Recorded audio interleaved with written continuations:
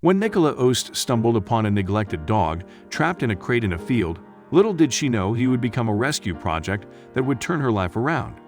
It was 27 April 2009 when my friend Sally and I decided to take a trip to view a foal she'd seen for sale on the internet. Sally ran his stables with her husband Rob in Leicestershire, where I'd spent much of my teenage years living and working with horses. It was a bit of a mission to drive down the M1 in the pouring rain. We had to then weave through tiny B roads and muddy lanes to see this foal, but Sally was the type of person who would go above and beyond to give an animal a loving new home. When we arrived at the address, we both had a funny feeling in the pit of our stomachs. It was clear it was not a proper paddock. It was the grimmest, scariest place I'd ever been to. Two shady-looking men came out and showed us the 6-month foal. I was horrified to see it looked half-starved and riddled with worms. There wasn't just one, but two of them. We quickly handed over the cash and coaxed the nervous foals into our trailer. Just as we were about to leave, I spotted an animal wedged into the back of a rusty metal crate. I crept closer to see whether it was even alive. The poor creature, squashed inside a cat carrier, was breathing faintly. His sad eyes were just slits in his bony, bruised face. It looked as if trying to keep them open was causing him intense pain. I couldn't believe what I was seeing. His fur had worn away, showing his paper-thin skin over his bony ribcage and face. His mottled flesh looked like it had been clawed at. He was barely alive. This poor dog had been trapped in his own waste and had obviously had no food or water for days. But what really hit me was the horrendous smell, a combination of rotting flesh and feces. His little paw pads were burnt and red raw from standing in his own urine. It was unbelievably sad.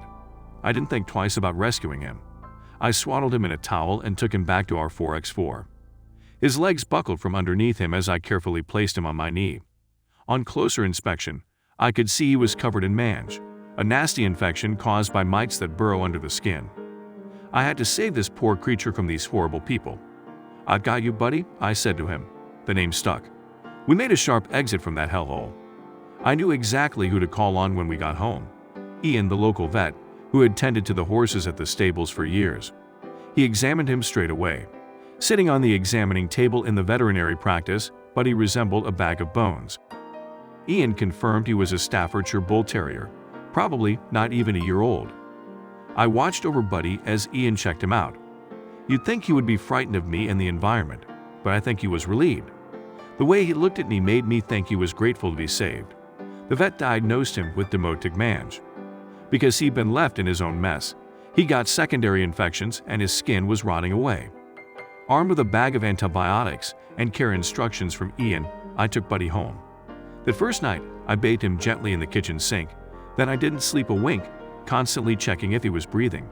It felt touch and go at times. We took everything slowly. I introduced small plates of chicken or scrambled egg to him, so as not to upset his stomach, and gave him just enough exercise in between lots of sleep. If I'm honest, the Staffy breed hadn't always appealed to me. I had it in my head they were aggressive dogs, but I couldn't have been more wrong. He is the most loving, kind, and loyal dog I've ever come across. Over the following year, Buddy grew stronger and his infections cleared up. He was my number one in life.